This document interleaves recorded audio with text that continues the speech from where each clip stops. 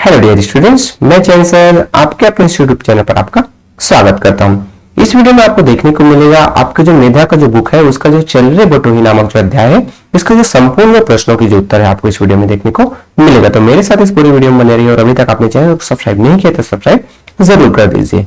तो चलिए हम जो है फर्स्ट जो क्वेश्चन आपका आता है इन प्रश्नों के उत्तर बताइए। उसमें क नंबर है, कवि किसको प्रेरणा दे रहे हैं?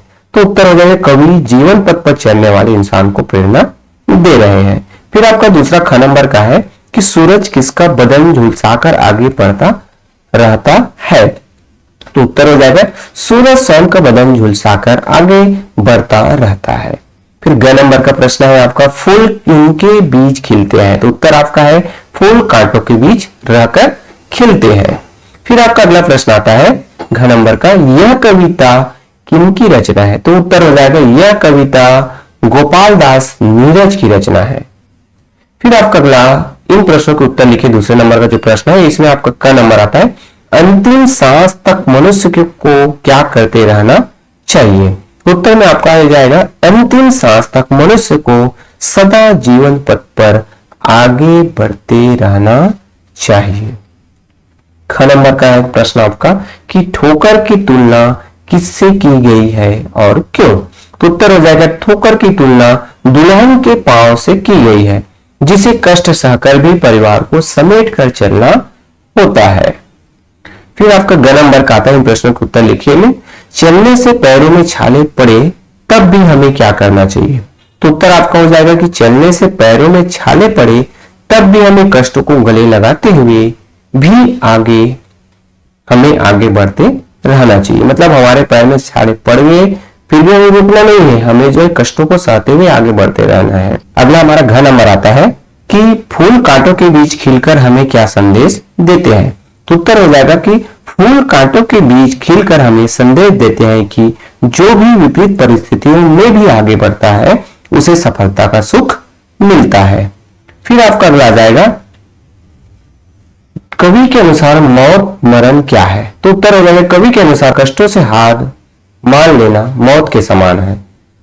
फिर आपका अगला आता है च नंबर, हमारे कदम कब तक नहीं रुकने चाहिए? तो उत्तर हो जाएगा जब तक हमारी सांसें चलती रहे तब तक हमारे कदम नहीं रुकने चाहिए। फिर हम जो है पाठ की दुनिया में तीसरे नंबर का प्रश्न आता है कि इन पंक्तियों में कुछ शब्द गलत आ गए उन्हें ठीक करके लिखिए। तो पंक्तियों में जो गलत शब्द है उसको ठीक करना है। सबको चलना पड़ा जो इस नभ तले चल रे बटोही जब तक आस रहे। तो जब आस रहे हो गया तो यहाँ पर सबको चलना पड़ा जो इस आकाश तले चल रे बटोही जब तक सांस चले। तो यहाँ पर जो शब्द गलत थे उसको हमने सही किया है। फिर आपका आता है आंधी तूफान बाग बंजर सबको हटाते चले चल रे राही चल रे बटोही अब तक सांस चले। तो यहाँ पर उत्तर हो जाएगा आंधी अंधड़ बगिया बंजर सबको लगा गले चल रे बटोही जब तक सांस चले। तो यहाँ पर भी शब्द जो गलत थे उसको हमने सही कर दिया है। फिर आपका जीने की राह में दुख सहने की प्रेरणा हमें सूरज और चांद से कैसे मिलती है? तो उत्तर हो जाएगा सूरज अपनी प्रचंड गर्मी को सहता रहता है, चांद अपने घटते बढ़ते आकार के बावजूद शीतलता देता है। इन दोनों से हमें सहनशीलता की प्रेरणा मिलती है। फिर आपका आता है मत घबरा चुभने वालों से कवि ने ऐसा क्यों कहा है? तो उत्तर आपका आ जाएगा कि कुछ लोग आलोचना करने वाले और बाधा डालने वाले होते हैं, कवि उनकी परवाह नहीं करने की प्रेरणा दे रहे हैं। फिर आपका आता है भाषा की दुनिया में दूसरा नंबर का प्रश्न कि नीचे दी गई प्रेरणार्थक क्रियाओं से पूर्वकालिक क्रिया बनाकर लिखना है। तो ढलकाना प्लस कर, तो इसके क्या हो जाएगा ढलका कर हो गया। फिर झुलसाना, इसमें कर हम जोड़ेंगे तो क्या होगा झुलसा कर हो जाएगा। लगाना, इसमें कर जोड़ेंगे तो क्या होगा लगाकर।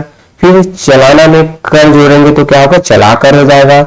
मिलाना में कर जोड़ेंगे तो क्या हो जाएगा आपका मिलाकर। फिर आपका तीसरे नंबर का प्रश्न आता है इन शब्दों के तीन समानार्थी शब्द लिखिए। तीन समानार्थी, सूरज को सूर्य रवि दिनकर हो जाएगा, बदन का शरीर तन काया हो जाएगा।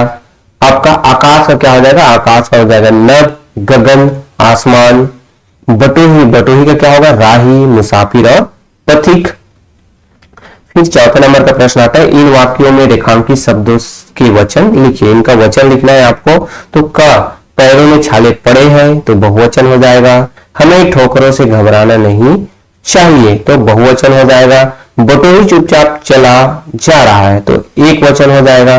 कांटे फूल की पंखुड़ियों को वेद देते हैं तो ये क्या हो जाएगा, बहुवचन हो जाएगा। बगिया में तरह तरह के फूल खिले हैं तो ये क्या हो जाएगा, एक वचन। बगिया एक वचन है। तुम्हारे सांस क्यों अटक जाते हैं तो एक वचन हो जाएगा। आंखों से आंसू छलक ही गए तो ये क्या हो जाएगा, बहुवचन हो जाएगा। फिर आपका आता है, इन शब्दों के लिंग लिखिए। लिंग लिखना है ठोकर, तो ठोकर क्या है, स्त्रीलिंग है। बटोही पुल्लिंग है। सांस, सांस क्या शब्द है, स्त्रीलिंग शब्द है। मेज ये भी स्त्रीलिंग शब्द है। आंसू पुल्लिंग है। मंजिल आपका स्त्रीलिंग है।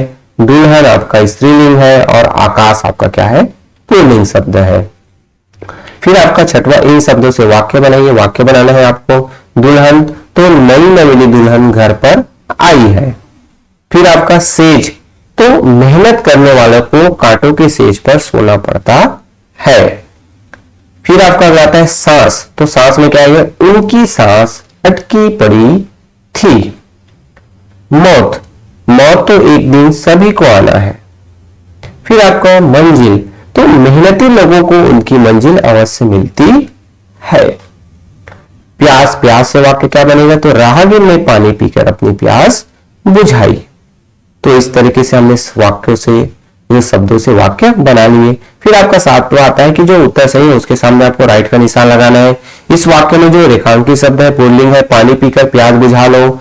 चलते चलते उसके पैरों में छाले पड़ गए। मुझे मौत की परवाह नहीं है और तुम कांटों की परवाह ना कर। तो यहां पर क्या हो जाएगा, चलते चलते उनके पैरों में छाले पड़ गए। तो छाले क्या है, यहाँ पर पुल्लिंग शब्द है। फिर पांव से मिलते जुलते अर्थ वाला यह शब्द कविता में आया है। पांव से टांग आया है कि पैर आया है कि पद आया है कि पग आया है, तो क्या आया है, पग जो शब्द आया है। फिर आपका 2 नंबर, जीवन का यह विलोम शब्द कविता में आया। जीवन का क्या हो, मरण, जिंदगी, मरना या फिर मृत्यु, तो कौन सा शब्द आया, मरण शब्द आया है। फिर आपका रचना का जो संसार, जब आप अपने परिवार के साथ सफर पर निकलते हैं वह भी दूसरे शहर के लिए, तब आपको क्या क्या सावधानी बरतनी पड़ती है। तो हमें क्या क्या सावधानी बरतनी पड़ती है या फिर हम क्या क्या सावधानी बरतते हैं। तो भाई जब मैं अपने परिवार के साथ सफर पर निकलता हूं तो हम जरूरत की सारी चीजें लेकर जाते हैं, है ना। जैसे कि आवश्यक जो दवाइयां हैं, महत्वपूर्ण दस्तावेज है, खाने पीने की कुछ जरूरी चीजें हैं, वह जरूरी कपड़े आदि, ये सभी चीजें हमें सावधानी बरतनी रखती है ताकि हम दूसरे शहर में जाए तो इन सब की समस्या ना हो। इन चीजों को ले जाने से सफर में हमें किसी प्रकार की कठिनाई महसूस नहीं होती है। फिर आपका दूसरा आता है कि हरिवंश राय बच्चन की कविता पद की पहचान की कुछ पंक्तियां इस प्रकार है। जैसे है अनिश्चित की जगह सरिता गिरी गैरवर मिलेंगे, है अनिश्चित की जगह पर बाग वन सुंदर मिलेंगे। इस पूरी जो कविता को अपनी कॉपी में आपको लिखना है और आपको तुलना करना है कि चर्री बटोही और पंथ की पहचान के भाव में क्या समानता है या क्या अंतर है। तो यहाँ पर उत्तर आपका हो जाएगा कि दोनों कविताओं में बाधाओं से नहीं घबराने का संदेश छिपा हुआ है। तो इस तरीके से ये जो कविता है यहाँ पर आपको बाधाओं से हमें नहीं घबराना है, ये बातें हैं यहाँ पर। चलिए अगला आता है आपका, लाल बहादुर शास्त्री नदी पार करके पढ़ने जाते थे तो कष्ट झेलकर भी उन्हें जीवन में उन्नति की थी। पता कीजिए कि उन्हें गुरड़ी का लाल क्यों कहा जाता है। तो उत्तर हो जाएगा कि वे बहुत गरीब थे किंतु ईमानदारी, लगन और सादगी के कारण महान बन गए, इसलिए उन्हें गुरड़ी का लाल कहा जाता है।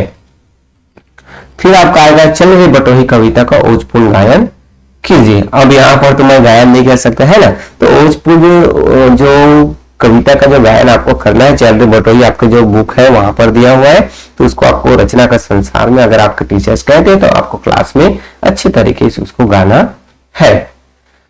तो यहाँ पर आपका ये जो अध्याय है उसके जो संपूर्ण जो प्रश्नों के जो उत्तर है मेरे द्वारा आपको प्रोवाइड कर दिए गए। आशा करता हूँ यह जो है आपके लिए बहुत ही मददगार होगा।